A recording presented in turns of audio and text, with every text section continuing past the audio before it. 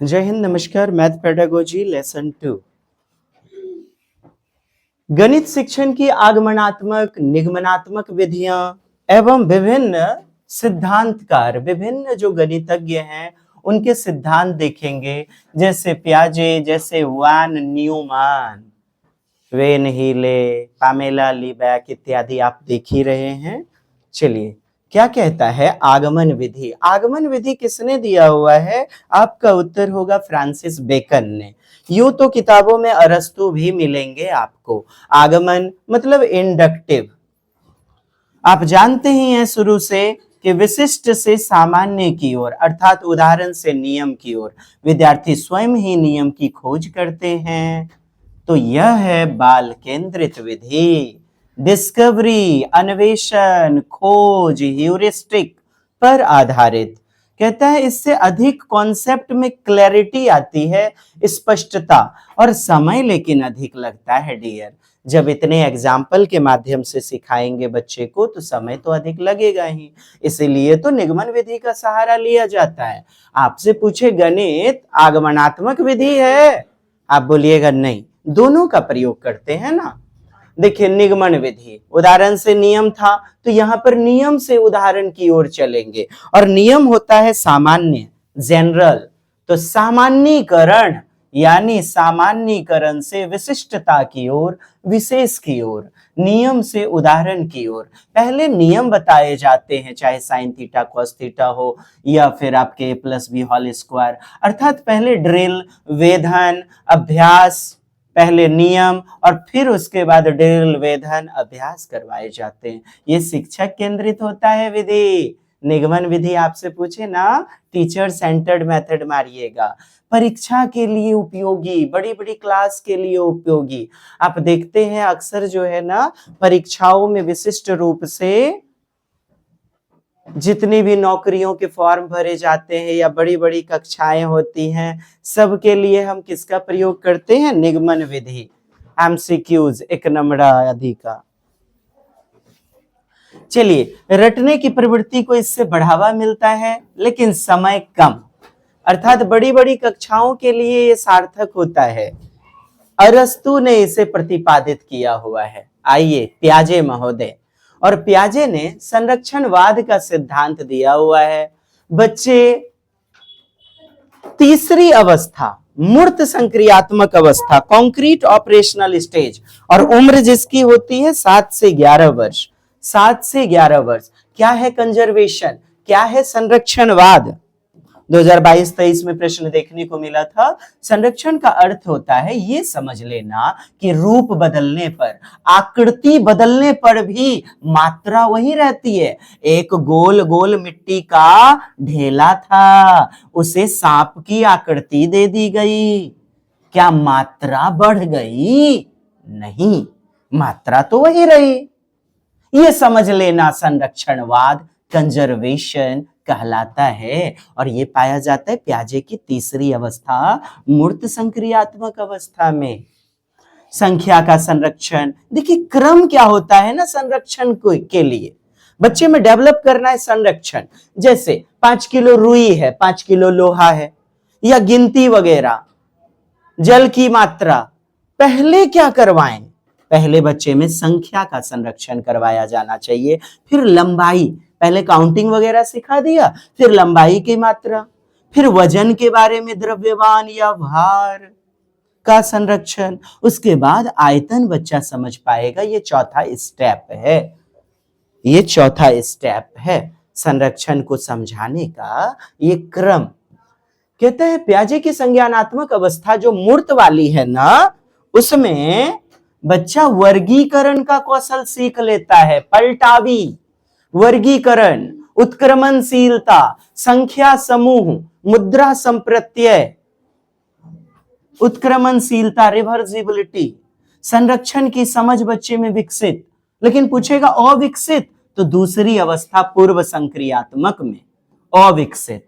7 से 11 वर्ष, 7 से 11 वर्ष में बच्चे में अनुत्क्रमणशीलता पाई जाती है, इरेवर्सिबिलिटी।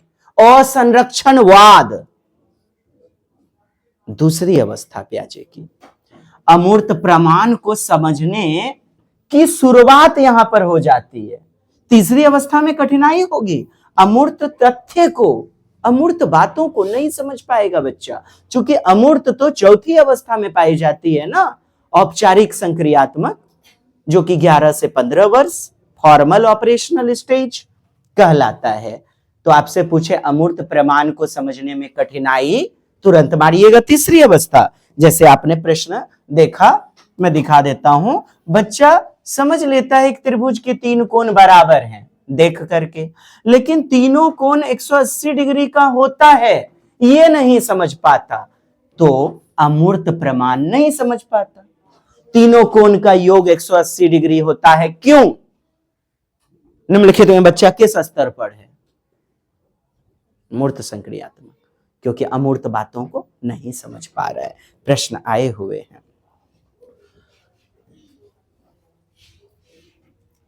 अब आगे देखते हैं, सारे प्रश्न नीचे में हैं, सभी सिद्धांत से रिलेटेड। अगला है, किसी भी क्वेश्चन को, प्रॉब्लम को, समस्या को जब सॉल्व करते हैं, समाधान करते हैं, तो उनका चरण क्या होता है? समस्या समाधान का सोपान, स्टेप क्या होता है? समस्या समाधान मतलब विवेचन, समालोचनात्मक चिंतन, अपसारी चिंतन, अलग अलग तरीके से सोचना, क्वेश्चन को सॉल्व करना, चाहे वो जीवन के क्वेश्चन हो या फिर प्रश्न उत्तर वाले क्वेश्चन हो, सबका समस्या समाधान करना ही तो है आलोचनात्मक चिंतन, समस्या समाधान। और ये सुकरात ने दी है समस्या समाधान विधि, लेकिन प्रश्नावली विधि वुडवर्थ ने दिया हुआ है। समस्या समाधान का अर्थ है किसी गणितीय समस्या को तार्किक, विश्लेषणात्मक रूप में, क्रमबद्ध रूप में, वैचारिक पूर्ण रूप में समाधान करना, हल करना। गणित में यह एक महत्वपूर्ण कौशल है। कौन सा? समस्या समाधान। समस्या समाधान, प्रॉब्लम सॉल्विंग मेथड। कहता है ये बच्चों में ना विश्लेषणात्मक सोच, तर्क शक्ति और डिसीजन मेकिंग की एबिलिटी, निर्णय लेने की क्षमता डेवलप करता है समस्या समाधान। इसीलिए तो आपके प्रश्नों के उत्तर में ले लिए जाते हैं। अब इनके सोपान देखें आप, सोपान चरण को कहते हैं, स्टेप्स को कहते हैं सोपान। कहता है पहला है समस्या को, क्वेश्चन को समझना। ये आखिर एल्गोरिदम से है, ये अलजेब्रा से है या ट्रिगोनोमेट्री से है, ये समझना, अंडरस्टैंडिंग द प्रॉब्लम पहला चरण है समस्या समाधान का। आखिर प्रश्न में पूछा क्या गया है और क्या क्या जानकारी दी गई है। आयत का क्षेत्रफल 36 वर्ग सेंटीमीटर है, मीटर है, और लंबाई 9 मीटर है, तो चौड़ाई क्या होगी? अच्छा, पहचान लिए, समझ गए। इसमें ना अपन फॉर्मूला लगाएंगे, आयत का क्षेत्रफल का सूत्र लगेगा यहां पर, लंबाई गुना चौड़ाई। ये बच्चे ने समझ लिया। ये पहला चरण है। पहला चरण किसमें क्या करना है? आयत का क्षेत्रफल लगाएंगे। अब बच्चा उस क्षेत्रफल को लिख करके फिर रणनीति, योजना का कर दिया, योजना बनाना, योजना को लागू कर दिया, इस सूत्र को लिख दिया, यानी उस सूत्र का सिलेक्शन कर लिया, तरीका चुन लिया। ये साइकिल, अरे बाबा मेरी चेन उतर गई, क्या करें? पैडल को नीचे से चढ़ाएं या ऊपर से? यही तो है समझना कि कैसे चढ़ेगा चेन। अब किसी लकड़ी को उठा लिया हमने, यानी लकड़ी का सहारा ले लेंगे, इसके माध्यम से हो पाएगा साइकिल का चेन, समस्या का समाधान। अब उस साइकिल के चेन को हमने चढ़ाना शुरू कर दिया, क्रियान्वयन कर दिया, अर्थात एग्जीक्यूटिंग करना। किसको? प्लान को। आपने क्वेश्चन को समझ लिया, फिर प्लानिंग करते हैं और फिर उसे क्रिया में धारण करते हैं, क्रियान्वयन, अप्लाई करना, योजना का क्रियान्वयन करना। तो पहला चरण है समझना, फिर है योजना बनाना, फिर क्रियान्वयन, अंत में कर लेना मूल्यांकन। क्रियान्वयन, सॉल्व करना शुरू कर दिया कि 36 हमारा क्षेत्रफल दिया गया है और 9 हमारी दी गई है लंबाई, तो चौड़ाई क्या होगी? तो 36 में भाग लग जाएगा 9 से, हमारा चौड़ाई निकल गया। ये कर लिया बच्चे ने क्रियान्वयन। 4 हमारा उत्तर आ गया, अर्थात चौड़ाई 4 मीटर। ये हो गया एग्जीक्यूटिंग द प्लान। फिर अंत में आप मूल्यांकन या सत्यापन करते हो, वेरीफाई करते हो। पुनर्मूल्यांकन भी इसे कहते हैं, इवैल्यूएशन या फिर रीइवैल्यूएशन, अर्थात समाधान का गणना करके जांच करना। अंत में आप जांच करते हो, LHS इक्वल टू RHS। तो समस्या समाधान सोपान इसके 4 हैं। सबसे पहला है समझना, प्रश्न को, समस्या को समझना, फिर है योजना बनाना, फिर क्रियान्वयन अर्थात लागू करना। प्रश्न में आया था 2022 और 23 में, प्रश्न को लागू, समस्या के समाधान को लागू करना। अंत में मूल्यांकन या फिर सत्यापन। क्वेश्चन है, गणितीय समस्या समाधान में सबसे पहला चरण क्या है? एकदम प्रश्न आपके पूछे गए थे। समस्या समाधान का पहला सोपान वो है योजना बनाना, समस्या को समझना। जी हां। नेक्स्ट, समालोचनात्मक चिंतन का उद्देश्य क्या है? क्या है उद्देश्य? तर्क संगत ढंग से समस्या समाधान, रटकर नहीं होगा, समाधान की जांच कह रहा है। सभी विकल्प, रटकर उत्तर याद करना गलत, तो फिर सभी विकल्प भी गलत। तर्क संगत ढंग से समस्या को हल करना, ये तर्क संगत, लॉजिकली, यही तो है आपका फैक्चुअल आंसर। आइए देखते हैं अपन त्रुटि विश्लेषण। बस बने रहिएगा, इसके बाद प्रश्न की श्रृंखला आ रही है। त्रुटि विश्लेषण अक्सर देखते होंगे, त्रुटि विश्लेषण से 1-2 प्रश्न मिल जाते हैं। एरर का करते हैं एनालिसिस। बच्चे की कॉपी को देखा, शिक्षक को समझ में आ गया इस बच्चे को इस प्रकार सुधारना है, इस प्रकार से समझाया जाए। त्रुटि का विश्लेषण किस लिए किया जाता है? व्हाट इज द पर्पस, उद्देश्य? आप कहेंगे यह समझना कि विद्यार्थी कौन सी कॉन्सेप्ट, अवधारणा ठीक से नहीं समझ पाए। अवधारणा को प्रत्यय, संप्रत्यय, संकल्पना, कॉन्सेप्ट भी कहते हैं। तो ठीक से नहीं समझ पाया आखिर कौन सी बात को, ये टीचर त्रुटि का विश्लेषण करके समझ जाते हैं।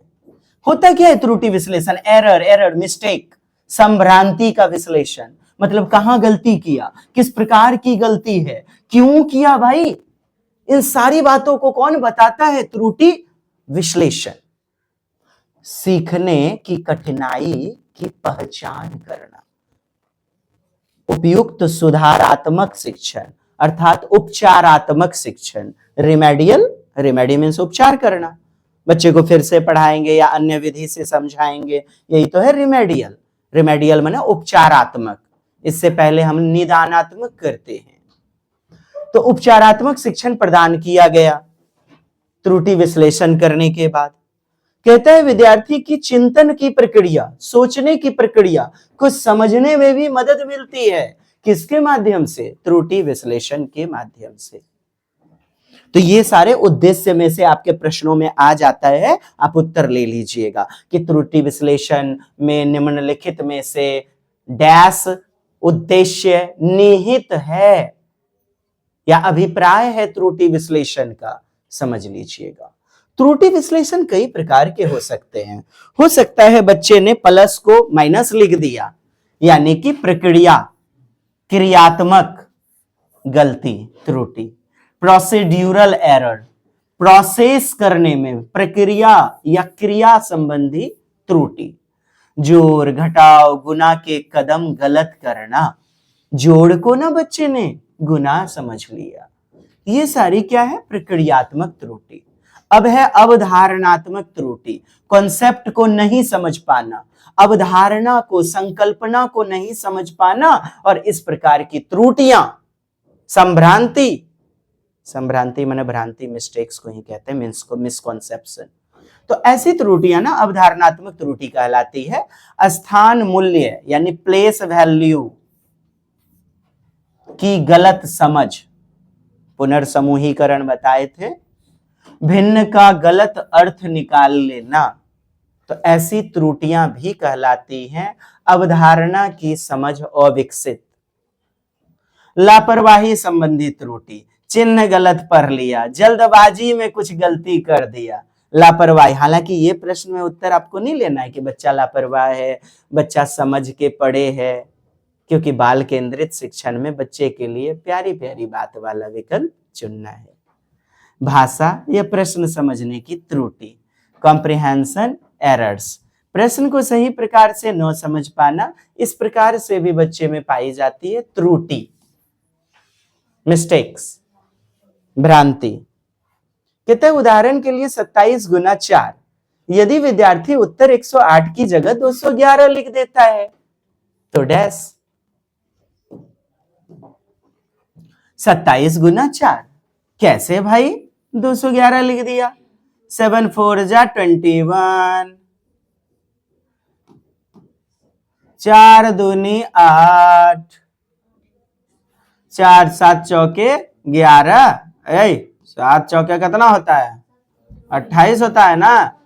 7 4 जा 28, 8, अब बच गया 2, 4 2 जा 8, 4 दूनी 8, 8 2, सही उत्तर ये होगा ना। बच्चे ने क्या लिख दिया? 211। सर कैसे कर दिया 211? कुछ नहीं किया, गुना है ना। बचवा प्लस बुझ ललको, कह दिलखो 7 4 11 2 एन,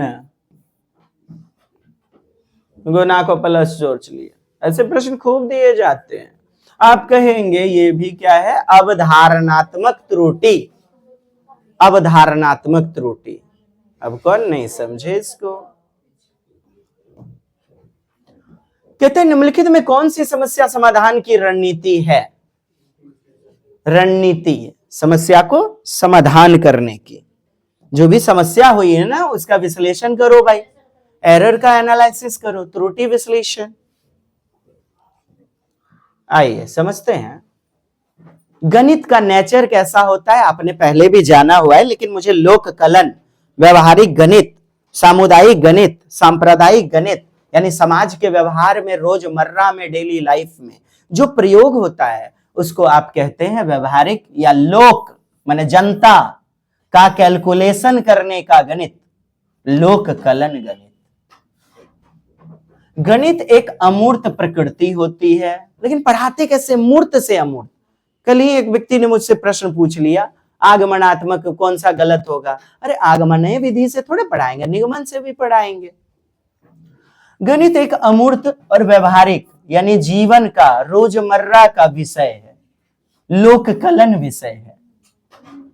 गणित को दो प्रमुख रूपों में समझा जाता है, एक तो अमूर्त रूप में, दूसरा लोक कलन अर्थात फोक मैथमेटिक्स। फोक मैथमेटिक्स आप कहेंगे, लोक माने जनता, लोक मीन्स जनता, समाज, तो जनता को कह देंगे हम समुदाय, संप्रदाय। इसी में प्रश्न आता है सामुदायिक कलन विधि, सांप्रदायिक कलन विधि वाली गणित, सामाजिक गणित, सबका मतलब हुआ लोक कलन।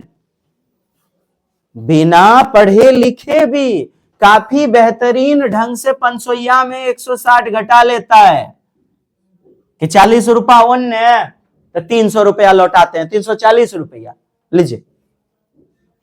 ये रोजमर्रा का मैथ जो होता है ना, डेली लाइफ का, उसी को आप कहते हैं लोक कलन।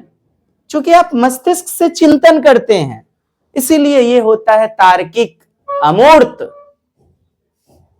अमूर्त स्वरूप बिल्कुल पाया जाता है। गणित सीधे सीधे नहीं दिखेगा आपको प्लस, ऐसा नहीं हाथ में पकड़ लीजिएगा प्लस है माइनस है, ये पाई को नहीं पकड़ पाइएगा हाथ में, मूर्त नहीं है, मूर्त अमूर्त है। ये यहां पर सोचना पड़ता है, अर्थात सोच, तर्क, जिसकी चिन्ह जो होती है ना अमूर्त होती है। चिन्ह गणित की अपनी भाषा होती है। कहता है अमूर्त गणित का अर्थ है गणित की अवधारणा, कॉन्सेप्ट सीधे सीधे मूर्त रूप में नहीं दिखाई देती, कॉन्क्रीट रूप में, स्थूल रूप में। ये दिखाई नहीं देती है, बल्कि इन्हें सोच, तर्क और चिन्ह यानी सिंबल्स के माध्यम से समझा जाता है। उदाहरण के रूप में आप देखिए बिंदु। कौन देखता है बिंदु को? बिंदु क्या हाथ में आ जाती है? चर एक्स, माना कि बाप की उम्र एक्स वर्ष, कहां है एक्स? छू सकते हैं, देख सकते हैं? नहीं, यहां केवल माना की, अमूर्त प्रकृति, माना की चर राशियां। 20 गणित a plus B whole square बराबर a square plus b square plus 2ab काहे होगा जी? कहां दिख रहा है स्क्वायर हमरे तरह छूने वाला? मूर्त तो अमूर्त हुई ना, रेखा, लाइन, पॉइंट इत्यादि, ये सब केवल मन की सोच है, विचार है, तर्क है। यही तो है अमूर्त प्रकृति। ये सभी चीजें वास्तविक दुनिया में दिखाई नहीं देती हैं, अर्थात अमूर्त हैं, ये मूर्त फॉर्म, कॉन्क्रीट नहीं होती, लेकिन इनके माध्यम से सोचकर समस्या हल की जाती है। सोचकर यानी अमूर्त रूप हो गया। अर्थात गणित का अमूर्त रूप विद्यार्थी की कल्पना शक्ति, तर्क शक्ति और प्रतीकात्मक सोच को मजबूत करता है। गणित जो है कल्पना शक्ति, चिंतनशील, तार्किक विषय वस्तु है, तर्क विषय वस्तु, प्रतीक, चिन्ह और अपनी भाषा पर आधारित। गणित अपनी भाषा होती है गणित की। आइए लोक कलन अब देख लेते हैं। व्यवहारिक, रोजमर्रा, संदर्भात्मक, सामुदायिक गणित। व्यवहारिक गणित वह गणित है जिसका उपयोग हम डेली लाइफ में करते हैं, सुसंगत वातावरण में, जीवनानुभव। इसे ही तो कहते हैं फोक मैथमेटिक्स। उदाहरण के लिए रोजमर्रा का खरीद बिक्री में गणना, कैलकुलेशन, समय बताना, कितना हुआ समय जी, लंबाई, दूरी, वजन मापना, रसोई में मात्रा, इतना को आटा ले ले, 1 कप ले ले बहन जी, 1 कप, कितना टा चाय बना, घंटा बनाओ ना। तो ये रोजमर्रा का स्वरूप है। बिना पढ़े लिखे भी बेहतरीन ढंग से हम तर्क वितर्क करते हैं अनौपचारिक तरीके से। इसी को तो कहते हैं लोक कलन। पैसों का हिसाब, खेत में क्षेत्रफल मापना, सड़क की दूरी जानना, ये सब अनौपचारिक और विश्वसनीय तरीके से जिन्हें हम प्रयोग करते हैं। रेहड़ी दुकानदार, पटरी दुकानदार, ये सब है लोक कलन। इस प्रकार का गणित सीधे अनुभव से जुड़ा हुआ है, अनुभवात्मक, शैक्षिक नहीं, औपचारिक नहीं। लोक कलन विद्यार्थी को बताता है कि गणित सिर्फ किताबों में नहीं पाया जाता, केवल फॉर्मल औपचारिक नहीं होते, बल्कि जीवन के हर हिस्से में उपयोगी होता है, डेली लाइफ में। आइए आगे देखते हैं पाठ्यक्रम में गणित का स्थान। पाठ्यक्रम में गणित का स्थान। गणित बुनियादी शिक्षा का मुख्य विषय, आप जान ही रहे हैं। बेस जो है ना वो गणित ही है, क्योंकि शिक्षा के लिए तर्क वितर्क करना जरूरी है। तो जो फाउंडेशनल सब्जेक्ट, आधारशिला रखता है किसी भी विषय के लिए, वह है गणित। इसलिए गणित को बुनियादी विषय बताया जाता है, शुरुआती, प्रारंभिक। कहते हैं सभी विषय से जुड़ा हुआ है, और सभी विषय से जुड़ा हुआ एकीकृत प्रकृति, बहुविषयक प्रकृति, अंतः संबंधित प्रकृति कहलाती है। दैनिक जीवन में उपयोगी, सोचने, तर्क करने, निर्णय लेने में क्षमता को डेवलप करता है। देखिए अब वॉन न्यूमैन, और ये जो न्यूमैन है इन्होंने त्रुटि विश्लेषण के 5 नियम दिए हुए हैं। किसी भी त्रुटि के लिए आप एनालिसिस कर रहे हो तो 5 स्टेप से गुजरना पड़ेगा, क्रम से। सबसे पहले प्रश्न को पढ़िए, रीडिंग द क्वेश्चन। प्रश्न को सही तरीके से पढ़ना जरूरी है, ध्यान से पढ़ना जरूरी है। और पढ़ लिया तो अंडरस्टैंड कीजिए, कॉम्प्रिहेंड कीजिए, समझना, पढ़ना, समझना। उसके बाद गणितीय चिन्ह में रूपांतरण करना।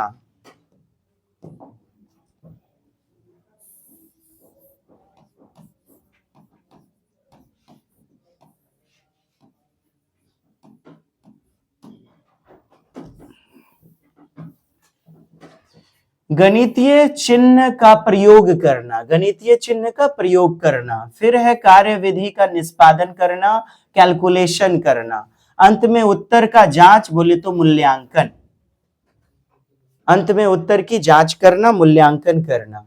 देखिए प्रश्न देखा जाए सबसे पहले।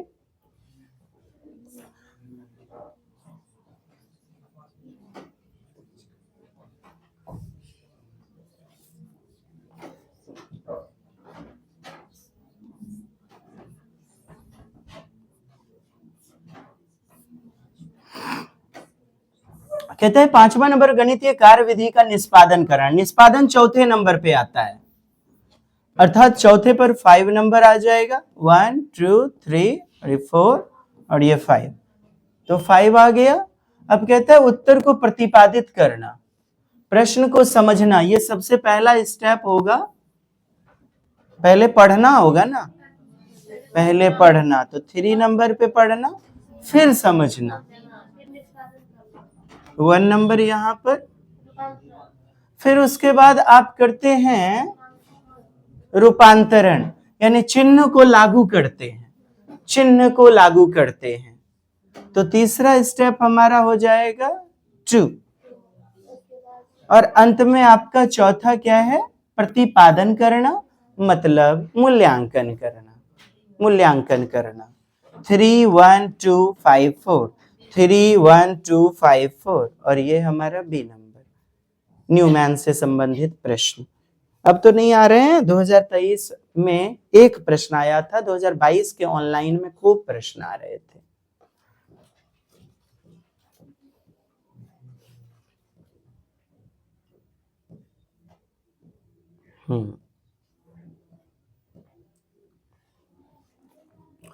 प्रश्न आपने प्याजे वाला देखा हुआ था, थ्योरी अभी तुरंत, संरक्षण तीसरी अवस्था में, तो ये रहा प्रश्न।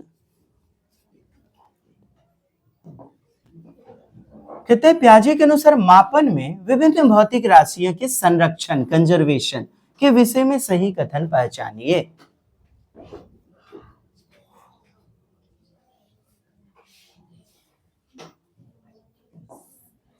सही कथन पहचानना है।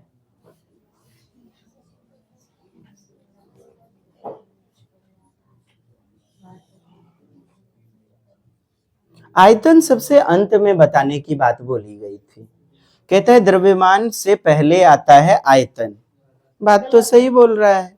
द्रव्यमान से, कहता है आयतन का संरक्षण द्रव्यमान से पहले आता है। द्रव्यमान यानी भार, भार ये देखिएगा,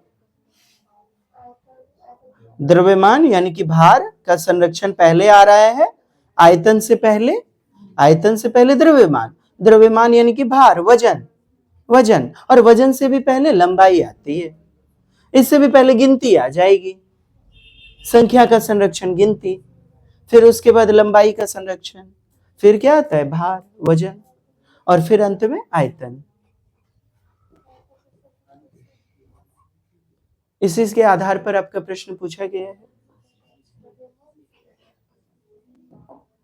भार का संरक्षण संख्या से पहले आता है, नहीं, संख्या पहले आती है, इसलिए गलत हो गया। कहता है भार का संरक्षण आयतन से पहले, ठीक है ना, ये दिमाग में तो चला नहीं रहे हैं कि भार का संरक्षण आयतन के संरक्षण से पहले, दिमाग में चला रहे हैं। 2 नंबर उत्तर किनको किनको लग रहा है, हाथ उठाइए। 2 नंबर का उत्तर, सल्यूट राजीव भाई, 2 इज द बेस्ट आंसर। अच्छा एक देखिए, लंबाई का संरक्षण संख्या के संरक्षण से पहले, पहले संख्या ना आती है, इसलिए वह गलत।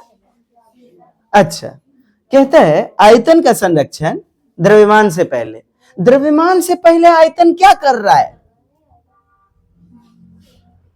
अरे बाबा conservation of volume, volume before थोड़े होता है वेट के, मास के, मास न पहले होता है। पता नहीं क्यों नहीं समझ पा रहे हैं कुछ लोग। 2 नंबर किनको नहीं लग रहा है, हाथ उठाइए। 2 नंबर किनको नहीं लग रहा है, सबको लग रहा है, तो खाली राजीव भाई बने रहते हैं। चलिए 2 नंबर कहता है वेट ना बिफोर वॉल्यूम के आता है, सही बात है। तो ऐसे ऐसे तिलस्मी प्रश्न। आइए देखिएगा प्रश्न।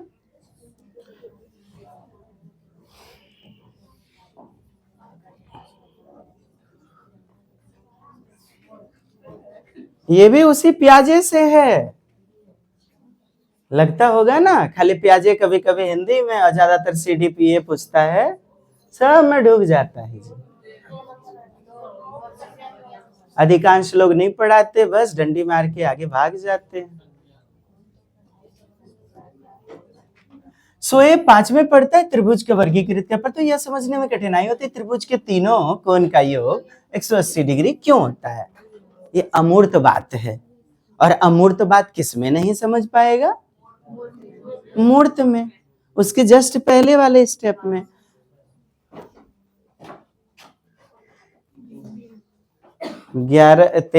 सात से 11 वर्ष, 7 से 11 वर्ष। अच्छा, इसी में बोल दे उत्क्रमणशीलता नहीं समझ पाता, यानी अनुत्क्रमणशीलता। हाय जात, अनुत्क्रमणशीलता क्या, अनुत्क्रमणशीलता। उत्क्रमणशीलता का मतलब उलट पलट के सोचना, अलग अलग तरीके से सोचना किस अवस्था में पाई जाती है, और नहीं समझ पाता किसमें, इससे जस्ट ऊपर 2 से 7 वर्ष प्री ऑपरेशनल। तो ऐसे प्रश्न देंगे, तैयार रहिएगा आप।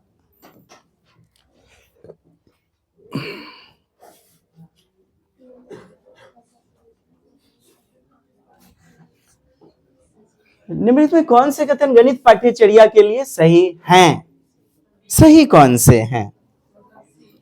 ए ए ए ए ए आ ए आ ए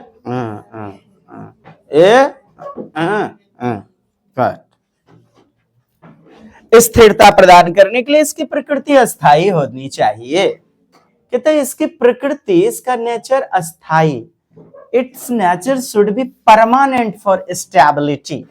इसे सुसंगत, क्या लिखा हुआ है, सुसंगत का मतलब जीवन से जुड़ा हुआ, सु आसानी से, संगत यानी जुड़ा हुआ। मैंने संदर्भात्मक बताया, मैंने बताया सुसंगत, संदर्भात्मक, जीवनानुभव। तो सुसंगत वर्ड को नहीं सुनते हैं, सुना कीजिए, पेंसिल रखिए, घपाक से लिख लिया जाना चाहिए। कोहेरेंट कहते हैं इसे लचीला नहीं, अरे बाबा लचीला होना चाहिए, सब बच्चे की क्षमता के अनुसार होना चाहिए, फ्लेक्सिबल। ये नोट क्या कर रहा है, इसलिए गलत हो गया। अब बी नंबर इधर, ए और बी इधर। गणित की प्रकृति जब एक बार सीख लें तो चिरकालिक होती है, अस्थाई होती है। कहता है स्थिरता प्रदान करने के लिए ये है प्लस का चिन्ह, और ये सभी जगह प्लस जोड़ने के रूप में ही काम आएगा, यानी स्थिर हुई इसकी प्रकृति, बदल नहीं जाएगा, लचीला नहीं हो जाएगा। पढ़ाने का तरीका लचीला हो सकता है, अलग अलग हो सकता है सबका पढ़ाने का तरीका लचीला, लेकिन गणित की प्रकृति, उनके चिन्ह स्थिर होते हैं। जापान जाकर के आपको घटाव का चिन्ह ऐसे मिले, आप समझते हो घटाना है मुझे, फिक्स। स्थिरता प्रदान करने की इसकी प्रकृति अस्थायी होनी चाहिए। ए और बी।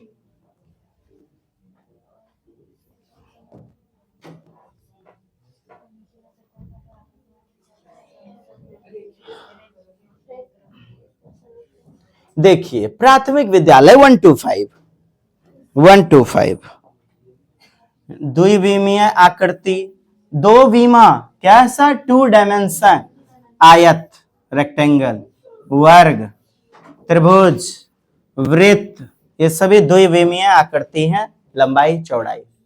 त्रिविमीय नहीं, 3 डायमेंशन नहीं, दिक् स्थानीय समझ वाला, वो 3D वाला नहीं, 3D का मतलब घनाभ, घन, शंकु, बेलन, जिसमें लंबाई, चौड़ाई और ऊंचाई 3 गो डी होता है, डायमेंशन।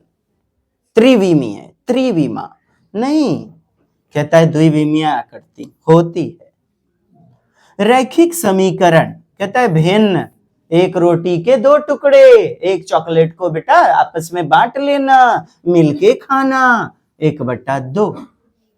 कहता है टेसिलेशन, टाइलिंग, टाइल्स। डॉक्टर के यहां जाइए, आप अपने घर में जाइए, टाइल्स बिछे होते हैं, आयताकार, कहीं पे वर्गाकार, कहीं पे त्रिभुजाकार टाइल्स। टाइल्स फर्श पर बिछे होते हैं। मार गए हुए थे हम एक दिन संडास रूम में भी, जोर मारा एकदम, मन कहा कि सूत रही।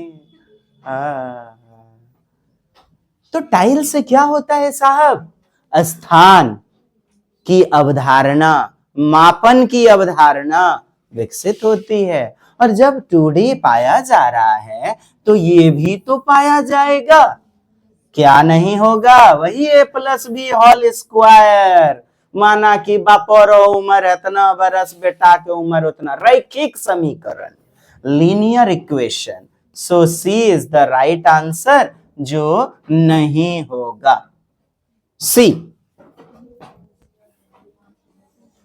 एनसीएफ 2005 के अनुसार। नहीं पता, कोई बात नहीं है। ऊंचा और तकवाकार, तकवाकार यानी महत्वाकांक्षी, जीवन से जुड़ा हुआ, अपसारी चिंतन, विश्लेषणात्मक तर्क,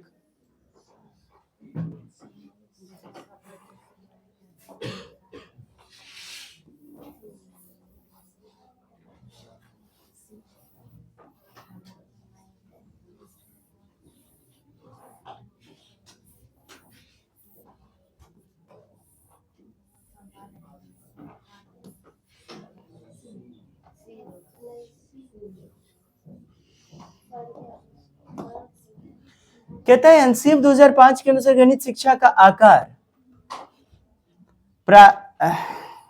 विषय का परिचय, topics introduced according to difficulty level, अर्थात इसका जो इंट्रोडक्शन बच्चों को पढ़ाया जाना चाहिए वो कठिनाई के स्तर के अनुसार होना चाहिए, कठिनाई के लेवल के अनुसार होना चाहिए, बच्चे की उम्र जैसी है उस हिसाब से।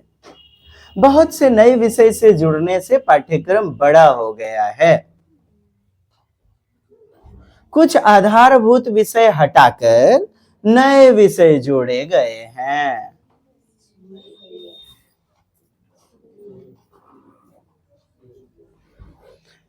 बी या D? Basic topics removed, add advanced ones, माने जो सरल भाषा था, बेसिक था, उसको हटा दिया गया।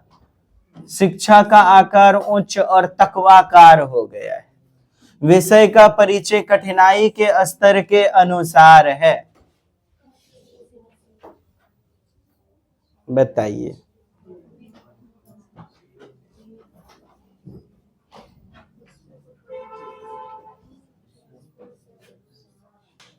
जब भी ध्यान देना है कि बच्चे का बौद्धिक क्षमता का लेवल क्या है, स्तर क्या है, उस स्तर के अनुसार पढ़ाना है, शिक्षण देना है।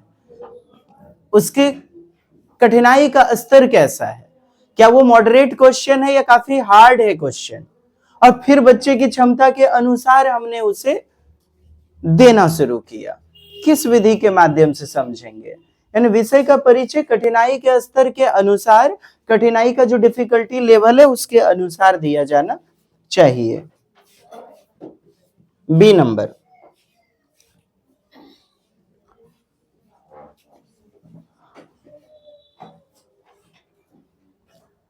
प्राथमिक स्तर पर ज्यामिति पाठ्यक्रम, ज्यामिति जैसे आ गया समझ जाइएगा, द्विविमीय आकृति और त्रिविमीय आकृति दोनों, जिसके लिए टैनग्राम का प्रयोग करते हैं, टैनग्राम, और द्विविमीय आकृति के लिए जियो बोर्ड का प्रयोग करते हैं आप, जियो बोर्ड का।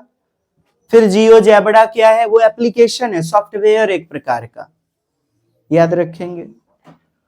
10 ग्राम में 7 प्रकार की आकृति होती है, चाइना की उभरी हुई पद्धति। तो ज्यामिति पाठ्यक्रम के विषय में कौन सा सत्य है? ज्यामिति को केवल 2D आकृति की पहचान तक, गलत हो गया ना। कहता है परिभाषा का परिचय देना, दिक् स्थान बोध। मैंने क्या देख लिया? उम्त आ गया। दिक् स्थान का मतलब क्या बताए थे? स्पेशियल, स्थानिक चिंतन, स्पेशियल, स्थान दूरी दिशा, स्थान दूरी दिशा, स्थानिक चिंतन, दिक् स्थानिक चिंतन, या मानचित्रण कौशल, या चित्रण कौशल, मैपिंग स्किल। दिक् स्थानीय, दिक् माने दिशा, और दिशा के लिए जरूरी है स्थान, दूरी और दिशा। इसी को ज्यामिति चिंतन भी कहते हैं, जियोमेट्रिकल थिंकिंग। जहां पर ज्यामिति दिख जाए आप दिक् स्थानीय ले लीजिए, वेन हिले पियरी हिले को छोड़ करके। आज तक ऐसा कोई दिन नहीं, केवल सी। पैटर्न, पैटर्न क्या? एक आकृति का दूसरे आकृति से या एक संख्या का दूसरे संख्या से संबंध होना, सादृश्यता। तो पैटर्न क्या करता है बच्चे में? सौंदर्यात्मकता, विश्लेषण क्षमता, कौशल का विकास। संख्या और संक्रिया के गुण को समझने में मदद करता है, गणितीय पहेली हल करने में सहायता करता है, उच्च गणित के लिए तैयार करता है कि हाई वाला गणित कैसे पढ़ोगे, या व्यवसाय के लिए तैयार करता है। मत लीजिए। कहते सृजनात्मकता, यस, रचनात्मकता, ज्ञान का सृजन। इस सृजनात्मकता शब्द में तो सब कुछ है। सृजनात्मकता, रचनात्मकता, कला कौशल के हमर फोटो खींचे, हमर बियाह हो गया, केकरो दिखाना न है कि पसंद है तोरा। कला कौशल, कलात्मक कौशल, रचनात्मकता, ज्ञान का सृजन को विकसित करता है। डी, संख्या का कैलकुलेशन के गुण को, सारे गुण को ना, सृजनात्मकता में सब हो जाएगा। यहां तो केवल संख्या से संबंधित कह रहा है। सर आप देखिए पैटर्न, ये देखिए, ये भी तो पैटर्न है। 1 4 9 16 ... ये भी तो पैटर्न है। उसी प्रकार से हम आकृति वाला पैटर्न दे सकते हैं। अब यहां पे क्या होगा? तो ये रोटेट हुआ 90 डिग्री, तो ये यहां पे ऐसी आकृति हो जाएगी। ये पैटर्न ही तो है। और ये पैटर्न सौंदर्यात्मक कौशल, कलात्मक कौशल, रचनात्मक कौशल को विकसित करते हैं। ए नंबर बेस्ट उत्तर। आगे, प्रतिचित्रण, मैपिंग। एक आकृति का दूसरे आकृति को पूरी तरह ढक लेना, या वैसा ही आकार या स्वरूप प्रतिचित्रण कहलाता है। वैसा ही आकार या स्वरूप, एक जैसी दिखने वाली दो आकृति एक दूसरे का प्रतिचित्रण, मैपिंग कहलाती है। इसका उद्देश्य क्या है? त्रिविमीय विचार कह रहा है। 3D 2D कहां गया फिर? इस संख्या की निरस्ता कम कर, अच्छा कोडिंग में है तब तो ए ले लीजिए। त्रिविमीय विचार को क्या करना? अर्थात दिक् स्थानीय समझ। अच्छा, आनुपातिक विवेचन बोलिएगा, प्रोपोर्शनल। एक आकृति दूसरे जैसा दिखना अनुपात नहीं है जी, 2 अनुपात में बढ़ जाना। समानुपातिक विवेचन बोलिएगा, समानुपातिक विवेचन, आनुपातिक विवेचन, एक अनुपात में दोनों।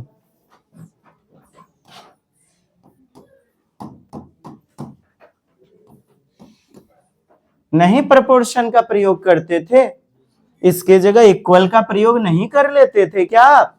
बनाते हुए इक्वल का प्रयोग ऐसे, ए गुना डी बराबर बी गुना सी, ऐसे आपने नहीं किया। अर्थात प्रतिचित्रण मैपिंग, वही जी प्रतिचित्रण, दो वस्तु एक जैसा ढक ढक लेना। प्रतिचित्रण जैसे कि ए में कितना सममिति रेखा गुजरेगी, एकमात्र सममिति आकृति, एकमात्र सममिति आकृति। तो आनुपातिक विवेचन होगा, त्रिविमीय विवेचन होगा। विषय को सरल और रुचिकर बनाना, चलिए ठीक है, बनाया जाता है। आगे देखते हैं, ऑप्शन है नहीं। तो सबसे ज्यादा इंपॉर्टेंट ए और बी, ए और बी इधर है आपका बी नंबर आंसर। यदि सी के लिए भी रहता 3 कोडिंग में, आप इसके बाद इसे भी सेलेक्ट कर लेते, लेकिन सारे विषय सरल हो जाएंगे यह जरूरी नहीं है, क्योंकि ये तो बच्चे की बौद्धिक क्षमता के ऊपर निर्भर करता है कि बच्चे किस रूप में इसे धारण करते हैं।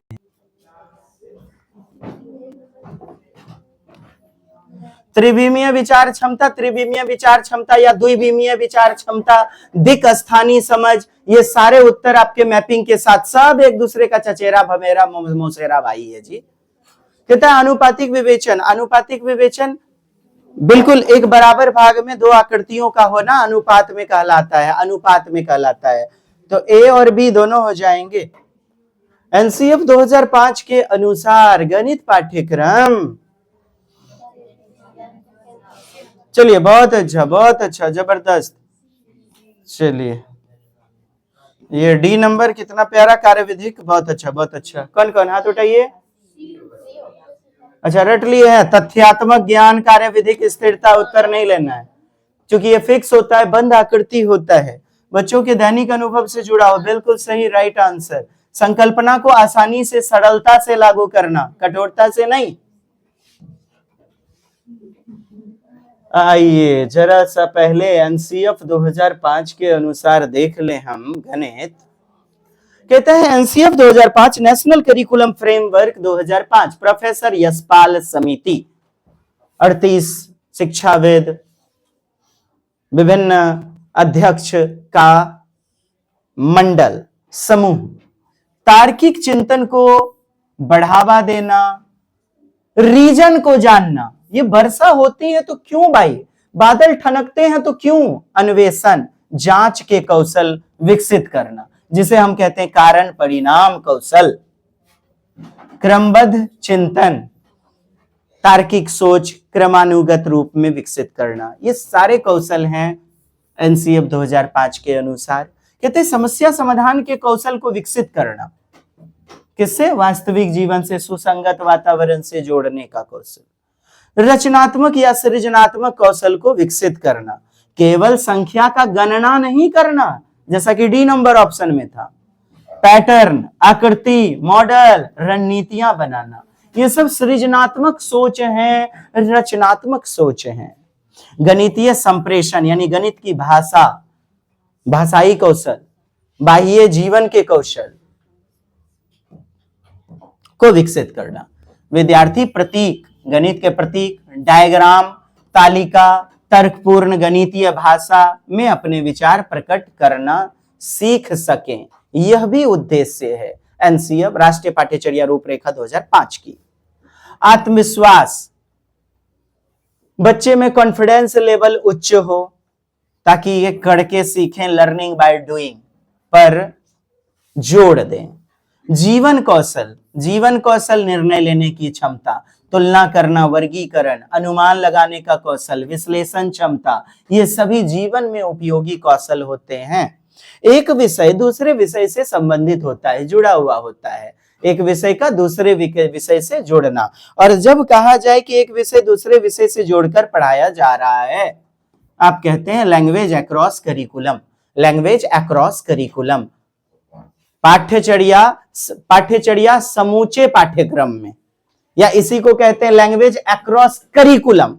करिकुलम मींस पाठ्यचर्या, पाठ्यचर्या के बाहर जाना, पाठ्यचर्या के बाहर जाना, पाठ्यचर्या के पढ़े जाना, एक कॉन्सेप्ट का एक विषय, जैसे सामाजिक अध्ययन पढ़ा से जोड़ करके मैथ को बता दिया गया, साइंस से जोड़ करके मैथ को बताया, या मैथ को साइंस से जोड़ के बता दिया, ये सब हो गया लैंग्वेज अक्रॉस करिकुलम। पाठ्यचर्या के बाहर जाना या पाठ्यचर्या समूचे पाठ्यक्रम में, हिंदी में ले लिया था, पाठ्यचर्या समूचे पाठ्यक्रम में इस शब्द से। अमूर्तता की समझ, बच्चे आज के क्या है ना, ऐसे ऐसे तो कर लेंगे लिख करके मूर्त रूप में, लेकिन जब कहिए 18-21 कते होगा रे, ई न क्या ठेक 9 हुआ और इन्हें जो है ना 3 39, अमूर्त रूप में नहीं सोच पाते। बहुत सारे लोग तार्किक गणित का प्रयोग नहीं कर पाते। तार्किक गणित मतलब अमूर्तता, अमूर्तन की समझ विकसित करना, इसमें प्रतीक चिन्ह आदि की समझ विकसित करना। कहते हैं त्रुटि विश्लेषण का अवसर। त्रुटि विश्लेषण यानी बच्चे गलती कर रहे हैं तो गलतियां कोई भयंकर भूल नहीं है, अपराध नहीं है, ये त्रुटियां सीखने का साधन होती है, ऐसा मानना चाहिए। त्रुटि, संभ्रांति या भ्रांति सीखने का संसाधन है, ये बच्चे में समझ को और गहरी बनाते हैं।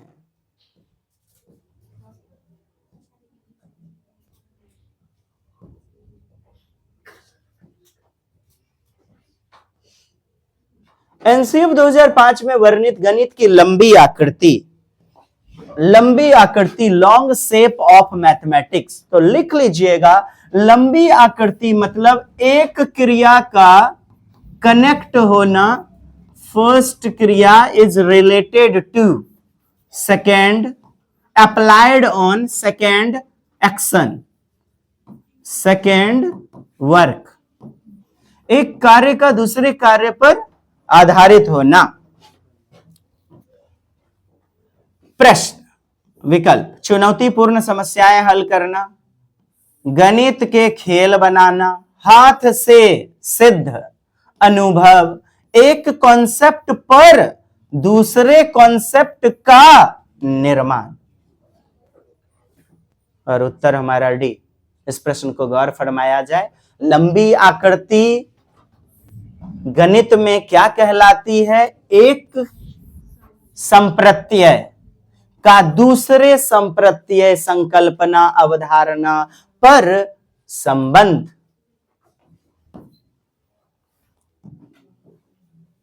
कौन सा उद्देश्य नहीं है? देखिए, तार्किक क्षमता का आप विकास करोगे। उच्च व अमूर्त गणित की तैयारी, कहां से ये सही है जी? उच्च अमूर्त गणित की तैयारी, ये उद्देश्य नहीं होता है। गणित को बच्चे के जीवन का हिस्सा, गणितीयकरण कर देना बच्चे के, मैथमेटिक्स का गणितीयकरण, मैथमेटाइजेशन ऑफ थिंकिंग। लॉक महोदय ने क्या कहा? बच्चा गणित के तर्क वितर्क को समझ सके, तार्किकीकरण, समस्या समाधान कौशल बच्चे में डेवलप हो। कभी उद्देश्य नहीं होता अगली उच्च कक्षा के लिए पढ़ाना, रोजी रोजगार के लिए, व्यवसाय के लिए पढ़ाना या उच्च गणित की तैयारी करवाना। इसीलिए ये गलत है और यही बी नंबर उत्तर है। नेक्स्ट, गणित की प्रकृति के अनुसार कौन सा कथन सही नहीं है? कहां पढ़ लिए जी भागवती? गणित की अपनी भाषा होती है, गणित भी समस्या केवल एक ही हल होता है, गलत। अवधारणा अमूर्त होती है, ए सी ए सी ए सी।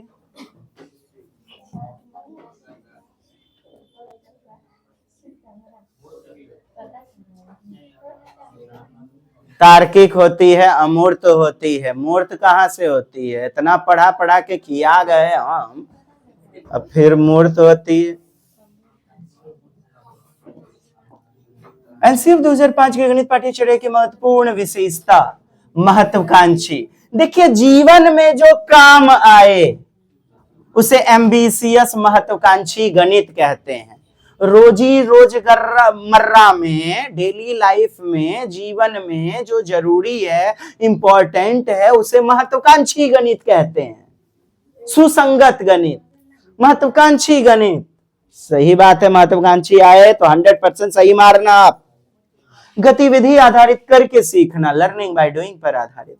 कहते अधिक योगात्मक सर, अधिक योगात्मक आकलन जोड़। योगात्मक का मतलब बुझ रहे हैं? समेटिव का, नंबर का सम होना, नंबर पर आधारित होती है, मार्क्स पर, ग्रेड पर आधारित होती है। रचनात्मक लीजिए, फॉर्मेटिव, समेटिव नहीं। यही गलत हो गया। क्या पूछ रहा था? अच्छा, सूत्र प्रतिक्रिया पर अत्यधिक ध्यान, और अत्यधिक ध्यान कह रहा है, खूब ध्यान होता है सूत्रे पर। प्रक्रिया यानी कि कैसे, वो फोकस मोर ऑन प्रोसीड्यूर्स, आ गया ना, प्रक्रियात्मक आ गया, प्रोसीड्यूरल प्रोसेस, इसलिए ये भी खा जाओ आप, पढ़वे करेगा खाना। तथा प्रक्रिया, प्रक्रियात्मक ज्ञान बनेगा कैसे, इस पर ध्यान, सोचने के छोड़ करके, चिंतन को छोड़ करके ये सॉल्व कैसे होगा, प्रक्रिया या क्रिया, क्रिया पर अधिक ध्यान, अत्यधिक, इसीलिए ना गलत हो गया। कोडिंग भी तो दुए होना है, तो ए और बी लीजिए ना, महत्वपूर्ण वाला ए बी, ए बी ऐसे काटिएगा आप। बताए थे 2 गो 4 गो क्लास हमारे मैथ पेडागोजी का होने दीजिए, आप नहीं कहिएगा कि हमारे विषय कम रहा, नहीं समझ रहे हैं, एकदम समझने लगिएगा। समझाना अपने फितरत में है। कहते हैं निम्नलिखित में कौन सी गणित पाठ योजना लेसन प्लानिंग की विशेषता नहीं है? सर लेसन का प्लानिंग आप सभी पाठ का योजना बनाए होंगे, पाठ का योजना, लेसन का प्लानिंग क्यों करते हैं? व्यवस्थित बनाने के लिए। कहता है छात्र को तुरंत सुधार करने की आदत, शिक्षक को बच्चे की सीखने की क्या जरूरत है? अच्छा सर, लेसन प्लानिंग का मतलब समझते हो कि नहीं? आप पढ़ाने जा रहे हो आज, आप क्या करोगे? प्लानिंग करोगे, आज मैं इन तरीके से पढ़ाऊंगी, इन तरीके से पाठ का नियोजन या योजना आप बनाते हो, आप व्यवस्थित करते हो, टीचिंग के लिए सिस्टमैटिक प्लान बनाते हो, योजना। बच्चे में कहता है बच्चे को सीखने की क्या जरूरत है, ये दिव्यांग बच्चा, इसे क्या जरूरत है, ये बच्चा ये नहीं समझ पा रहा है, इसे मैं कैसे समझाऊंगा, कैसे समझाऊंगी। सीखने की कठिनाई का पूर्वानुमेय करने में मदद करता है। अरे ऐसे बताऊंगा, नहीं ऐसे कोई नहीं समझ पाएगा, नहीं नहीं, नहीं ऐसे नहीं, तो ये अनुमान लगाने का कौशल में मदद करता है। कौन सा नहीं? तुरंत सुधार। कहता है हैबिट ऑफ इंस्टेंट करेक्शन। अरे सर मत करो, बताइए जी, बताइए। भारत में जो है ना मौसमी बेरोजगारी किसे कहते हैं, बताइए तो। बच्चा उठा, सर भारत में मौसम के अनुसार जो बेरोजगारी, मौसम में आदमी जो है ना पलायन करके चल जाता है। अब गलत करते हो, एकदम गलती हो गया, तुरंत दे दिए ना सुधार, समझिएगा, गाल पर हाथ हटाइए, तुरंत सुधार। फिर बच्चा दूसरा दिन खड़ा हुआ, फिर वही बच्चा दूसरे दिन खड़ा हुआ। मैं बताऊं सर इस प्रश्न का उत्तर, भ्रष्टाचार किसे कहते हैं? सर भ्रष्टाचार नोट में रख के करके जेब में डालिए, खूब अचार कहलाता है भ्रष्टाचार। बदमाश कहीं का, जाहिल है, अनपढ़ गवार है, एकदम बार बार गलत करते हो, बार बार गलत। तीसरे दिन बच्चा फिर खड़ा हुआ। सर बच्चे को आपने त्रुटि करने का नहीं दिया क्या अवसर? होलसेल में त्रुटि करने का दीजिए अवसर, क्योंकि ये संसाधन है, गहना है। कहते हैं ना तारों का चमकता गहना है वो त्रुटि, जीवन का महत्वपूर्ण अंग है। It is the part of life, it is the part of learning. अधिगम का जो भाग है वो है गलतियां, त्रुटियां। तो त्रुटि करने का अवसर दीजिए, और जो सुधारना है ना वो तुरंत, एट रैंडम नहीं, स्व सुधार के मौका दीजिए, स्व आकलन का मौका, स्व आकलन, स्व प्रतिबिंबन, प्रतिबिंबन, यानी बच्चा खुद सुधार करे। आप तो कलम केवल लाल वाला चला दो, बच्चा रात में मम्मी पापा से पूछेगा या जैसे भी हो खुद देखेगा कॉपी को। यही तो आपके कॉपी किताब में सर आपके करते थे। होमवर्क जब चेक होता था तो लाल कलम से अंडरलाइन कर देते थे, खाली वो बता नहीं देते थे, लिख नहीं देते थे वहां पर, तब तो हो जाता तुरंत सुधार। आपको चिंतन का नहीं दिया अवसर, वहां पर दिया जाता था अवसर, मौका, क्योंकि मौका मिले तो हम बता देंगे, मौका मिला तो हम। एगो ने गा दिया लुतनी को पटिया लेंगे, हम कह वाह वाह वाह बाबू, तेरा से यह उम्मीद रहो, तू यह लायके बना था। त्रुटि विश्लेषण आपने पढ़ा, त्रुटि कई प्रकार की पाई जा सकती है। जैसे आप ये प्रश्न देखो,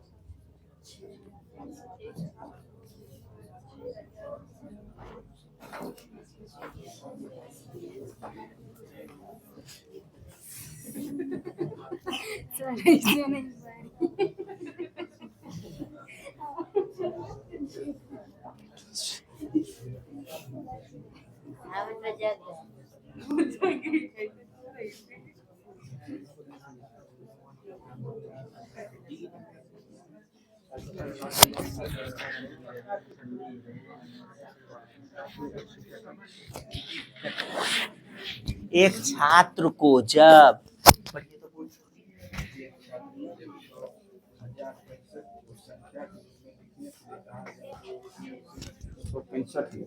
तो 6000 ना बोला, एगो जीरो खा गया ना zero.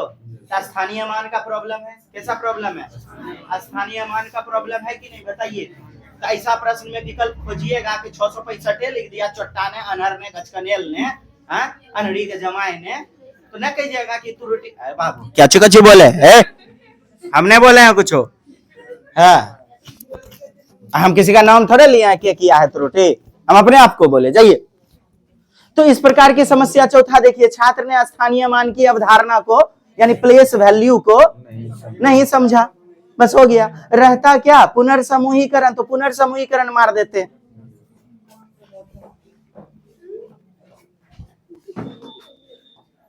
4 is the right answer. आइए,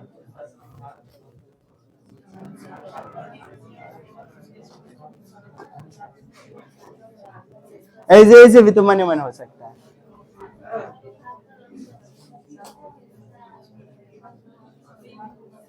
भागा देना किसे कहते हैं? भागफल, कोसेंट। कहता है रिमाइंडर। शब्द के उत्तर के उलझन में संभ्रांति है, डिल्यूजन है, मिसकंसेप्शन है जी।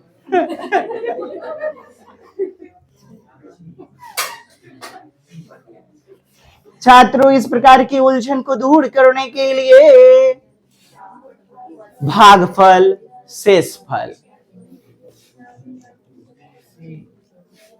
मूर्त पदार्थ का प्रयोग किया जाए। छात्रों को कहा जाए कि इनसे भिन्न प्रकार के समूह बनाएं, और समूह जब बनाएगा ना तो समूह की संख्या और समूह के बाहर की वस्तु का निरीक्षण करें। यानी जो समूह में नहीं आ पाया वो बच गया क्या? शेष। और कैगो समूह बना तो लग गया ना भाग। और कैसे? कौन सा पदार्थ? गुल्ली, कंचा, लकड़ी का गुटका, पच्चड़, लकड़ी का पच्चड़, प्लास्टिक के या फिर ताश के पत्ते, गुल्लियां, या फिर लूडो की गोटियां, या आप कहते हैं कट आउट्स। क्या? भौतिक वस्तु, मूर्त पदार्थ, ये सब बच्चे के जीवन से जुड़ा हुआ है। और भागफल बच्चा समझ जाएगा। जैसे कि 25 गो है आपके पास गुल्ली या चावल का दाना या चॉकलेट, उसका क्या बना दीजिए आप? समूह। समूह की संख्या को गिनो। कैगो समूह? अरे 25 वस्तु में कितना समूह बनेगा जी? तो हो गया 5, क्या निकल गया जी?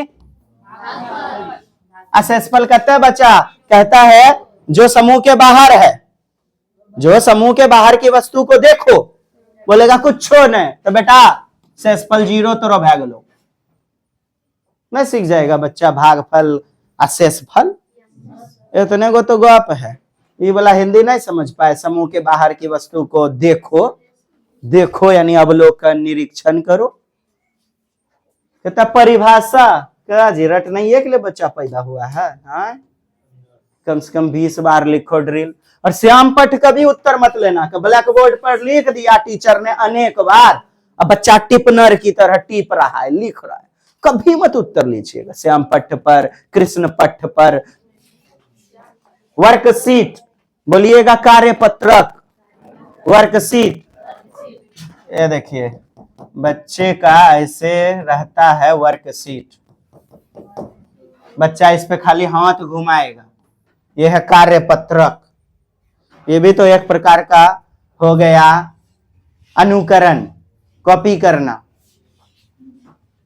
ऐसे नहीं रहता है। वर्कशीट बच्चे को आप खरीद के देते हैं, क्या है ओ बच्चा ये कार्यपत्रक वर्कशीट दिया, उसका प्रैक्टिस करता है बच्चा, क्या करता है, यह कारण नहीं लेते हैं उत्तर, ड्रिल वेधन रट्टा मार हो जाता है किसमें, वर्कशीट में।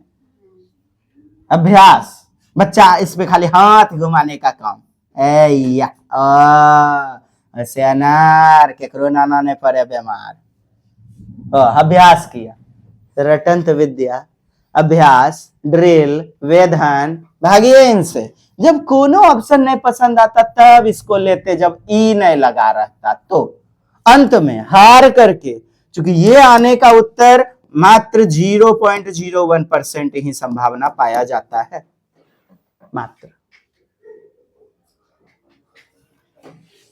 चलिए वर्कशीट भी आपने कार्यपत्रक समझ लिया, लगे हाथ। आइए अभी और मैं त्रुटि से संबंधित प्रश्न दिखाता हूं आपको, सैर कराता हूं। काम मिल गया जी, री फिर से ग्रुप बना देना, मतलब स्थानीय मान प्लेस वैल्यू। इसको छोड़ के तो कोनो उत्तर है क्या लिखा है, अरे वही सब है, ऐसा ऐसा प्रश्न आया हम तो रट लिए हैं जी।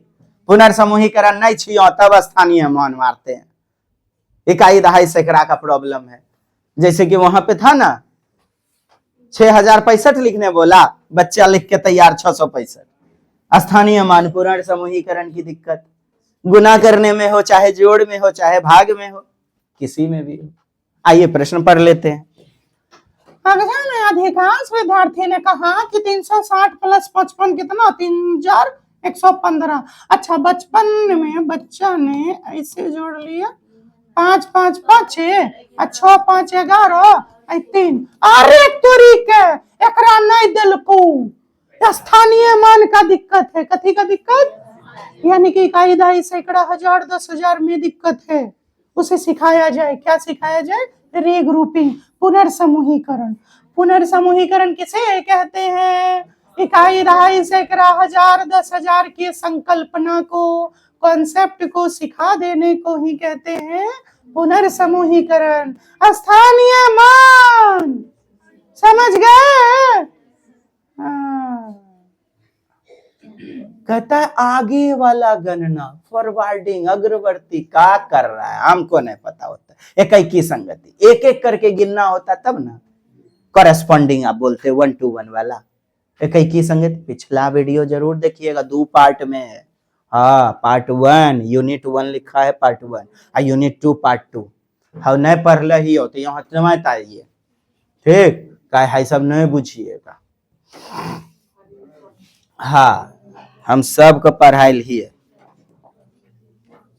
आज से 3 दिन पहले गणित में त्रुटि का अर्थ, यदि छात्र अधिक त्रुटियां कर रहा है तो इसका अर्थ क्षमता की कमी। बाप रे, बाल केंद्रित कक्षा में एक ही चीज कहती है चाइल्ड सेंटर्ड एजुकेशन, सब बच्चा विशिष्ट है, तेजस्वी है, होनहार है, किसी में क्षमता की कमी नहीं होती। बच्चा लापरवाह है नहीं, बच्चा मंद बुद्धि है नहीं, बच्चा सीखने के उपयुक्त नहीं है नहीं, ऐसे उत्तर कभी मत लेना। भ्रांतियों के बारे में अंतर्दृष्टि देती है, त्रुटियां क्या है ना, एक समझ देती है, इंसाइटनेस देती है। यस यस, समझ, इंसाइटनेस, अंतर्दृष्टि, आंतरिक सोच को कहते हैं। शिक्षक को ऐसी चुनौतीपूर्ण कार्य देना चाहिए, कहते चुनौतीपूर्ण, चैलेंजिंग वाला वर्क जिसमें त्रुटि की संभावना हो, ऐसे चुनौतीपूर्ण कार्य बच्चे को देने चाहिए। त्रुटि करेगा शिक्षक, बेहतरीन ढंग से समझ पाएंगे कि किसमें दिक्कत है। और समझिएगा, आज तक अपन देखें चुनौतीपूर्ण कार्य देना, चैलेंजिंग वर्क देना, जो बच्चे के लेवल से थोड़ा सा ऊपर हो, चैलेंजिंग वर्क, तो ये हमेशा उत्तर पाए जाएंगे। समझिए, एक होता है सरल प्रश्न, भुस्सी प्रश्न दिए, सब बच्चा बना लिया। अरे थोड़ा उसके क्षमता का लेवल का दो, चुनौतीपूर्ण कार्य दो, जटिल नहीं। चुनौतीपूर्ण का यह मतलब नहीं होता खूब भारी देना, जटिल वर्क नहीं होता। क्षमता के अनुसार देना। कोई बच्चा प्रतिभाशाली है, उसके अनुसार चुनौतीपूर्ण कार्य दीजिए, चैलेंजिंग वर्क। एक बच्चा मंदबुद्धि है तो उसके अनुसार वाला दीजिए कार्य। जानते हैं समावेशी शिक्षा की सबसे बड़ी दोष, प्रतिभाशाली बच्चों को चुनौतीपूर्ण कार्य नहीं मिल पाता, वो बैठे रह जाते हैं। निम्न स्तर के बुद्धि के बच्चे बस आगे बढ़ रहे हैं, वो मॉनिटर के ही काम आते हैं। प्रतिभाशाली बच्चे चुनौतीपूर्ण कार्य देने चाहिए जी, याद रखिएगा 2 और 3। यस सी, हंसिएगा मत। अच्छा यहो दिया है खाली 2, नहीं ऐसा नहीं दिया है, नहीं तो आपको और फंसाता। हालांकि हर 100%, 100 में 100 बार चुनौतीपूर्ण कार्य लेना आप। एक बच्चा दृष्टि बाधित है, कहता है उसके लिए जियोजेब्रा, गिनतारा, अबेकस, ग्राफिक कैलकुलेटर। बच्चा दृष्टि बाधित है, सर आंख से न है। बोलिएगा ब्रेल लिपि, हाथ फेड़ कर 6 डॉट बिंदु उभरे हुए, हाथ फेड़ कर, किसको क्या करके, यानी क्रिया करके, क्या करके। बोलिए दृष्टि बाधित के लिए क्या क्या देंगे, बोलिएगा त्रिविमीय आकृति, मूर्त वस्तु, उभार वाली वस्तु, उभरे हुए। 3D कैसा होता है, उभरा हुआ, एकदम दिखता है, एकदम जीवंत। उसे छुआ बच्चे ने, ओ ऐसा। भौतिक स्वरूप, मूर्त वस्तु, कट आउट्स, ये सब वस्तु किसके लिए, दृष्टि बाधित के लिए। विजुअल इम्पेयरमेंट, क्या बोलेंगे, विजुअल इम्पेयरमेंट के लिए, दृष्टि बाधित के लिए। प्रश्नों में दे देता है उभरे हुए ये मोटे अक्षर में रंग बिरंगी तस्वीर वाली किताबें। सही है ना, कभी सही नहीं होगा क्योंकि बच्चा देख ही नहीं सकता है, दृष्टि बाधित है ना। साधन के रूप में, TLM मटेरियल के रूप में आप करोगे। आइए जियो बोर्ड कहता है जियोजेब्रा। जियोजेब्रा एप्लीकेशन होता है जी, सॉफ्टवेयर। उसके लिए कंप्यूटर या मोबाइल पे वो सॉफ्टवेयर ऐसे देखना पड़ेगा, जबकि आंखें नहीं है। गिनतारा, अबेकस, एकरे सबका फोटो हमको बनाने में समय लग रहा है। जियोजेब्रा, जियो बोर्ड, अबेकस अगला लेसन में। बच्चे ने गुल्ली को बीड्स नहीं लगा रहता है जी, बीड्स गिनतारा में, उसको छू करके तो बच्चा गिन सकता है ना। ग्राफ कैलकुलेटर, अच्छा गौर फरमाइएगा, ABD इस ऑप्शन में मौजूद है। अरे बी तो जियोजेब्रा है ना, जियो बोर्ड, गिनतारा, AC किसमें, पहले आप ये देख लो, AC यहाँ A, B और D दे दिया, मार के खा जाओ और B को उत्तर बना लो। कहता है ग्राफिक कैलकुलेटर। सर कैलकुलेटर कैसा है, ग्राफ वाला। एक बात मुझे बताइएगा, कैलकुलेटर है मशीन, ग्राफिक नहीं समझे, थोड़ा सा दिमाग लगाइएगा। कैलकुलेटर क्या है जे, कैलकुलेटर क्या है, बच्चा चला लेगा ना, दृष्टि बाधित वाला। तो ग्राफिक रहे कि फलना रहे ढेकनमा रहे, काहे फंस रहे हैं आप। ग्राफ खिंचा हुआ, ग्रिड पट्टियों वाला कैलकुलेटर कभी होइबे नहीं करेगा। कैलकुलेटर देख पाएगा जी, चला लेगा किसी तरह, लेकिन उसमें कितना लिखाया जोड़ने पर देख ही नहीं पाएगा।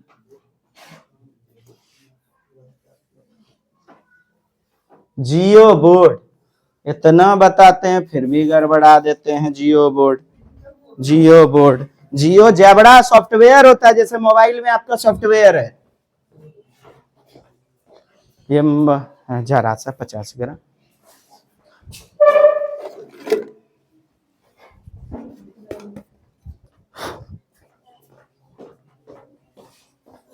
What is this, geoboard क्या है, छल्ला उल्ला रबर,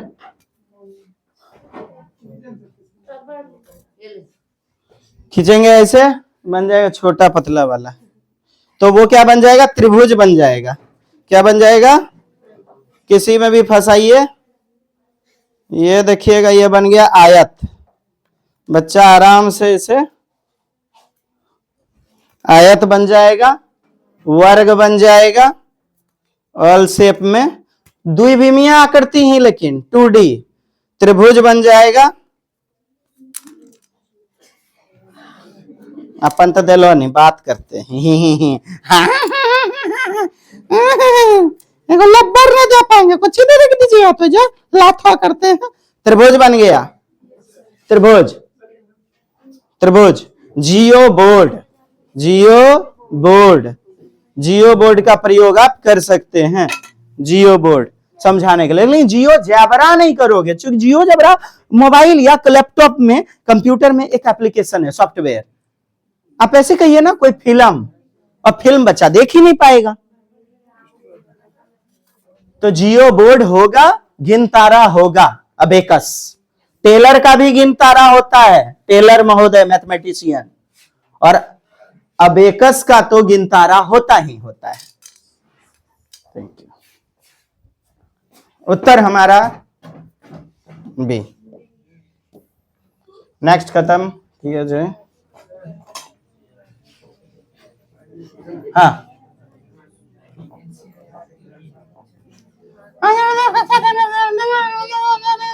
अधिगम प्रतिफल बोलिएगा, लर्निंग का आउटकम्स।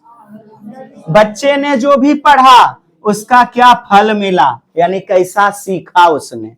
सब्जी बन गया कैसनो बना, बच्चे ने जो जो चीज सीख लिया, जो जो परिणाम आता है, वही है अधिगम, लर्निंग का फल यानी परिणाम, लर्निंग का आउटकम। इसी को लर्निंग का रिजल्ट आप कह दोगे। ये सर कर रहे हैं। सिद्ध कीजिए, क्रम एडीसी में अगले अक्षर को पहचानिए। यदि एक बस 40 बच्चे बैठ सकते, 3 बस में कितने बच्चे बैठ, दर्शाइए कि इतना इतना इतना। अधिगम प्रतिफल अपेक्षित नहीं है, नहीं है। सिद्ध कीजिए, 32 बराबर 36। क्रम एडीजी डॉट डॉट डॉट में अगले अक्षर को पहचाने, अगले अक्षर को पहचाने। बच्चा यदि सीख लिया होगा तो अगले अक्षर को पहचान लेगा। यदि एक बस में 40 बच्चे बैठ सकते, 3 बस में कितने बच्चे बैठेंगे, तो ये भी बना लेगा बच्चा सीखने के बाद। यानी कि कोई चीज लर्निंग कर लिया तो वह बच्चा इस चीज को भी बना लेगा, इस चीज को भी बना लेगा। दर्शाइए कि 2 गुना 3 बराबर 3 गुना 2। ठीक, क्या नहीं कर पाएगा बच्चा, 32 बराबर 36। ये तो गलत ही है, यही तो उत्तर है। एक कक्षा में अधिकांश छात्र कहते हैं इतना इतना इतना। इस भ्रांति को दूर करने कौन सी अवधारणा? जोड़ते समय पुनर्समूहीकरण, एकदम वही वाला है।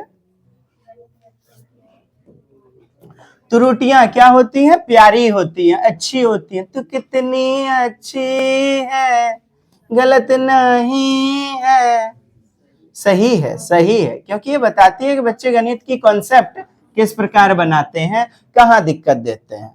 कहता है क्योंकि विद्यार्थी को उनके नंबर, रिजल्ट के बारे में, प्राप्तांक के बारे में बताती है। सही है ना? उत्तर भी। अक्सर अक्सर अक्सर इस दुनिया में प्रायः विद्यार्थी दशमलव संख्या की तुलना में त्रुटि करते हैं। उदाहरण के लिए 0.50 बड़ा है 0.5 से, जबकि आप क्या कहोगे, बराबर है। क्योंकि दशमलव के बाद जो 0 लगा हुआ है ओकरो की मोल, कोई मोल नहीं, दोनों बराबर है, कट गया तो दोनों 0.5 हो गया। लेकिन बच्चा कह रहा है नहीं, ग्रेटर देन है, बड़ा है। ऐसी त्रुटि के लिए सर्वाधिक संभावित रीजन क्या हो सकता है?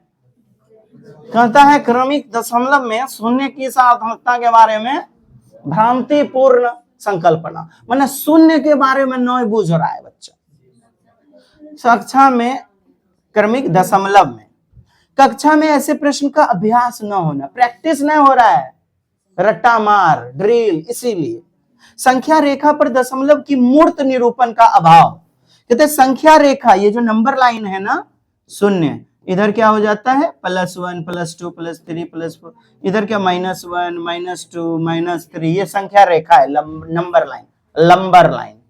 ये क्या है धनात्मक, धनात्मक पूर्णांक पॉजिटिव इंटीजर, ये इधर वाले हैं ऋणात्मक पूर्णांक negative integer. 0 is neither positive nor negative integer, ना तो धनात्मक ना तो ऋणात्मक पूर्णांक होते हैं। कहते हैं विद्यार्थी की लापरवाही कभी मत लेना कि बच्चा गोबर गने से बच्चा सीखने के लायक नहीं है, बच्चा योग्य नहीं है, क्योंकि बाल केंद्रित है ना जी, वही आके ना जुत्ता मारिएगा। तू ही तो जन्नत मेरा, तू ही ब्रह्मा विष्णु महेश, तू ही चटिया है मेरा, तोरे ले लिखटिया है मेरा, तू जहां कहे मैं बिछा के मर जावा, चटिया ओ मेरे चटिया, ले ले मंगनी में खटिया। तो बाल केंद्रित यही तो है, प्रत्येक बच्चे का रूप रंग व्यवहार के अनुसार कक्षा का संचालन। लापरवाही बच्चा ना। त्रुटि संख्या दशमलव की मूर्त निरूपण का अभाव, कहते संख्या रेखा पर दशमलव की मूर्त निरूपण, मूर्त वस्तु का अभाव है। क्रमिक दशमलव में क्या कहता है मिसकॉन्सेप्शन, किसका सिग्निफिकेंस, पहचान of trailing zeros in decimal.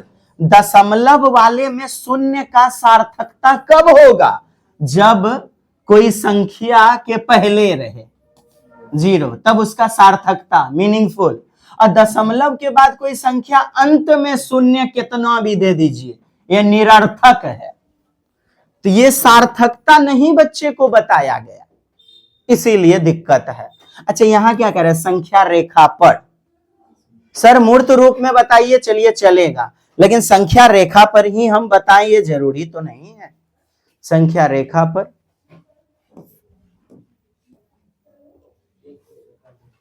एक शिक्षक देखती है कक्षा 7 के विद्यार्थी बीजगणित अलजेब्रा समझने में कठिनाई कर रहे हैं। अच्छा अलजेब्रा समझने में उसके परिणाम अपनी कक्षा में उपयोग करती है, कहता है उसके जो परिणाम है ना रिजल्ट, उसका कक्षा में उपयोग करती है। किस चीज के लिए उपयोग करती है भाई, त्रुटि विश्लेषण, क्रियात्मक, आगमनात्मक उपागम, ए या डी।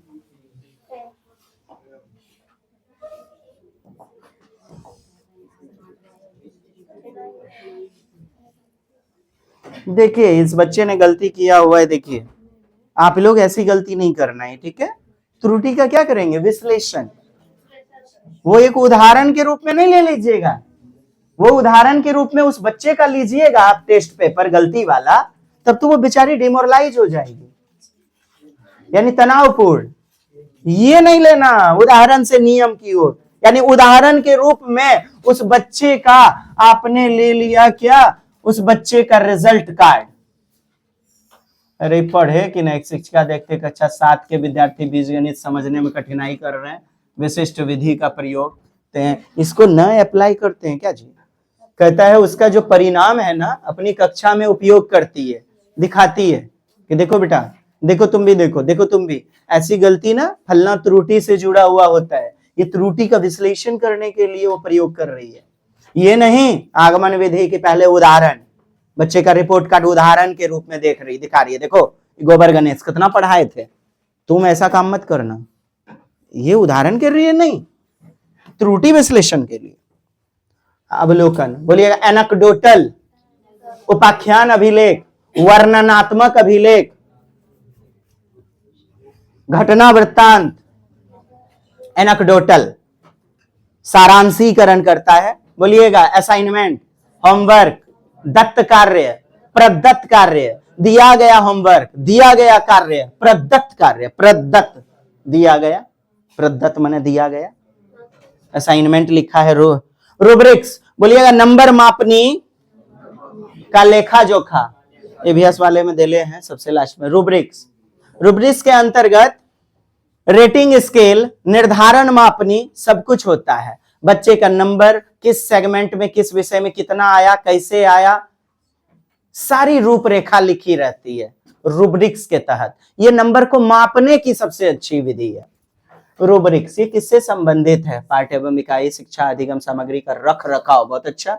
आकलन के साधन और तकनीक, अरे वाह, साधन और तकनीक भी है। गणित प्रयोगशाला काट दीजिए, पाठ एवं इकाई योजना काट दीजिए आप। कहता है आकलन के साधन, आखिर ये क्या है? आकलन, आकलन रख रखाव कह रहा है। आकलन का साधन है और तकनीक है, टेक्निक्स है, ये टूल्स एंड टेक्निक्स हैं। क्या? पोर्टफोलियो, एनेक्डोटल, असाइनमेंट, रूब्रिक्स, ये सब साधन है बच्चे के जांच पड़ताल करने का। सी, एक अध्यापिका न्यूमैन के त्रुटि विश्लेषण के आधार पर 5 स्तर वाली रूब्रिक्स बनाती है।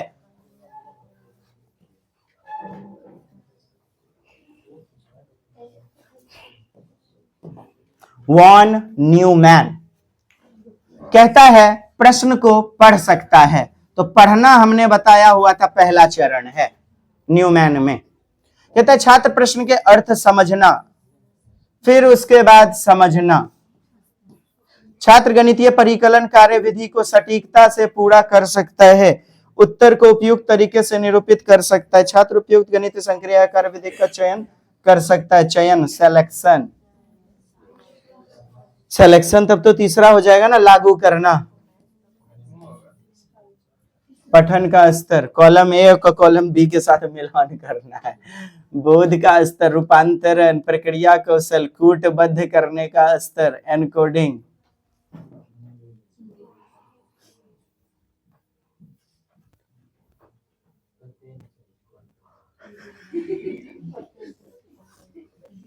सुमेलित करना है column A column B, matching करना है, एक इसके साथ जाएगा बिहा होगा, उसके बाद पता चल जाएगा। ए नंबर ए का 2 के साथ, बी का ए के साथ, सी का 4, बी वाला ऑप्शन लीजिएगा तो ये यही है, प्रीवियस ईयर का है।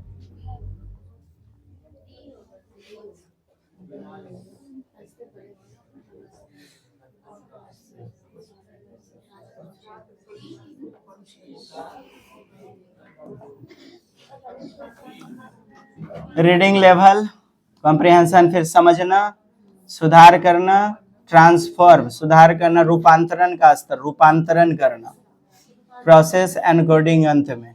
तो रीडिंग स्तर, फिर कॉम्प्रिहेंशन, समझना, पढ़ेंगे फिर समझेंगे। 1 कहता है छात्र प्रश्न को पढ़ सकता है, ठीक है।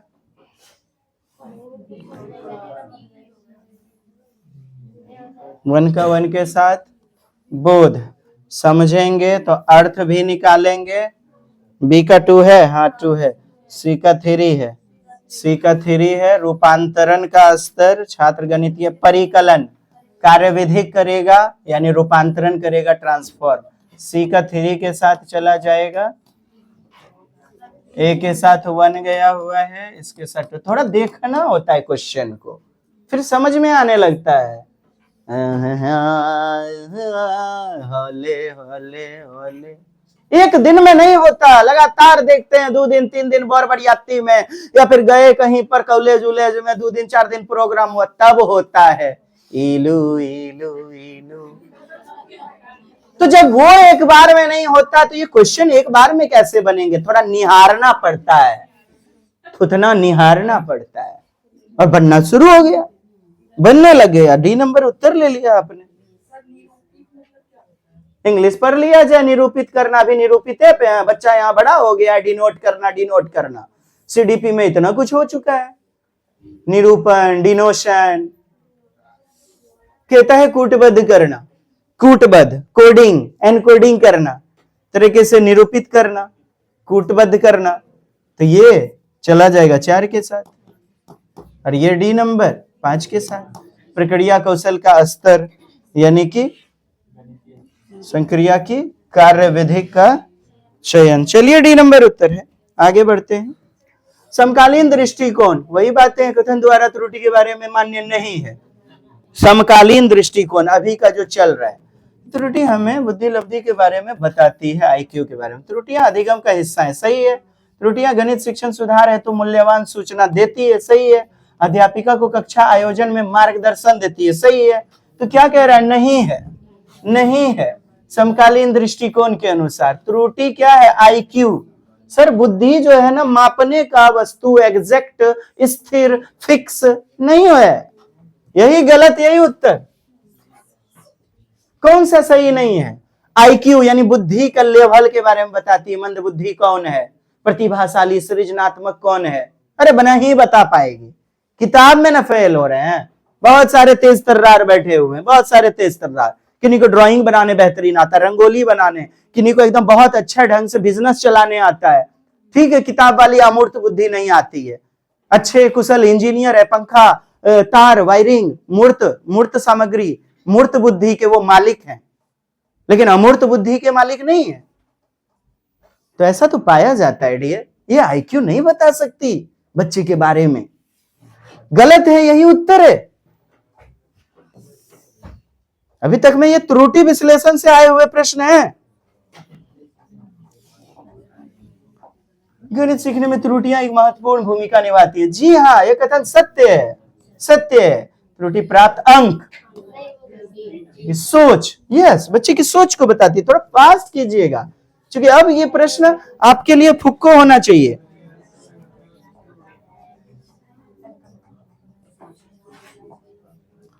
परिमेय संख्या रैशनल नंबर इस प्रकार हल किया, कहता है 25/5 माइनस कीजिए 30/6। तो हल किया। इस प्रकार की त्रुटि को किस प्रकार माना जा सकता है? संकल्पनात्मक त्रुटि, प्रक्रमण कह रहा है, प्रोसेस वाला त्रुटि, समस्या को ठीक से ना समझ पाने के कारण त्रुटि। लापरवाह त्रुटि मत लीजिए कभी जी, लापरवाह गोबर गणेश बच्चा लायक नहीं है। अब क्या है? 25/5 माइनस 30/6। ठीक,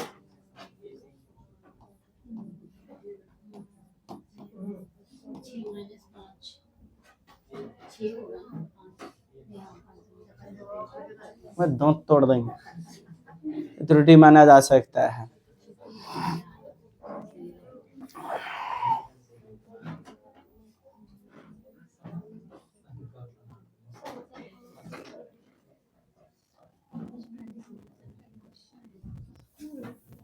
आगे वाला अधूरा हो गया है आपका। आगे बच्चे ने क्या किया ना, 55/11 इतना लिख दिया बच्चे ने आगे, 55/11। इसे हम कहते हैं संकल्पना यानी कॉन्सेप्ट को समझने में त्रुटि। क्या कहते हैं? अर्थात उसने 25 और 30 को जोड़ के 55 किया, 5 और 6 को जोड़ के 11 कर दिया, जोड़ना नहीं था यहाँ पर। इसे हम संकल्पनात्मक यानी कॉन्सेप्चुअल एरर कहते हैं। शिक्षार्थी गणितीय समस्या को हल करते समय त्रुटियां करते हैं, क्यों त्रुटि करते हैं भाई? नहीं माने नहीं पाठ्य पुस्तक भगवान है। अभ्यास ड्रिल वेधन, अभ्यास ड्रिल वेधन, वेधन अर्थ निर्माण के प्रयास में संकल्पना कॉन्सेप्ट का वैकल्पिक चयन सिलेक्शन नहीं करते, अल्टरनेट कॉन्सेप्शन को मेक नहीं करते। उनका सामाजिक आर्थिक स्तर यानी कि वो गरीब का बच्चा है, उनका स्तर कमजोर है, निष्पादन को माने कमजोर है ना, गरीब का बच्चा है ना, इसलिए प्रभावित कर रहा है उसको बार बार। क्या है? सी इज द बेस्ट। नहीं, उत्तर आप लोग दीजिए, ठीक है? हम तो चले। जय हिंद बोल करके, धन्यवाद।